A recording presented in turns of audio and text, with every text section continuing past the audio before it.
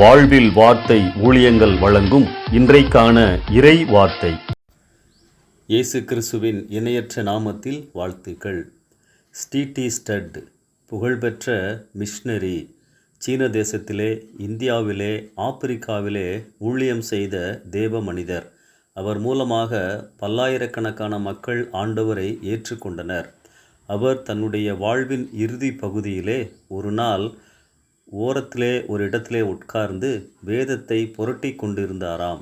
அப்பொழுது அதை பார்த்த ஒருவர், ஐயா, வேத புஸ்தகத்திலே என்ன தேடுகிறீர்கள் என்று கேட்டாராம். அதற்கு ஸ்டீட்டி ஸ்டட் அவர்கள், இவ்வளவு வருடங்களாக நான் வேத புத்தகங்களை வாசித்து வருகிறேன். இந்த புத்தகத்திலே ஏதாவது ஒரு வசனத்திற்கு கீழ்ப்படியாமல் இருக்கிறானா என்று சொல்லி பார்த்து கொண்டு வருகிறேன் என்றாராம். ஆம் பிரியமானவர்களே, வேதத்திலே இருக்கின்ற அனைத்து வசனங்களுக்கும் முழுமையாக கீழ்ப்படிய நாம் அழைக்கப்பட்டிருக்கின்றோம். கீழ்ப்படியும் பொழுதுதான் ஆண்டவருக்கு பிரியமாக வாழ முடியும். கடவுளை முழு இருதயத்தோடு நேசிக்க வேண்டும், முழு இருதயத்தோடு தேட வேண்டும் என்பதை உணர்த்தும் பல வசனங்களை வேதத்திலே நாம் காண முடியும். முழு இருதயத்தோடு நாம் நேசித்தால் வேறு எதற்கும் நாம் இடம் கொடுக்கக்கூடாது. உலக சிநேகம் தேவனுக்கு விரோதமான பகை என யாக்கோபு 4:4 வாசிக்கின்றோம். நம் முழு கவனமும் தேவன் மேலேயே இருக்க வேண்டும். துப்பாக்கியில் சுடும்போது வேறு இடங்களில் பார்க்கக்கூடாது. பாவம் என்றால் குறி தவறுவதுதான், மிஸ்ஸிங் த மார்க். தவறான உறவு இருந்தால் கடவுளோடு சரியான உறவு இருக்காது. ஆண்டவரை நேசிப்பதற்கு, தேடுவதற்கு எவைகள் தடைகளாக உள்ளதோ அவைகளை விட்டுவிட வேண்டும், விலகிவிட வேண்டும்.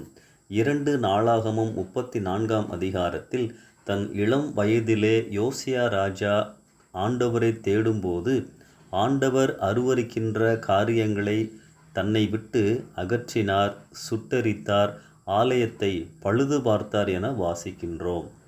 இயேசுவை தேடி வந்த அந்த பணக்கார வாலிபன் ஏன் துக்கத்தோடே சென்றான்? விரும்பின காரியத்தை விட முடியாததால் தேவையான காரியத்தை அவனால் பிடிக்க முடியவில்லை.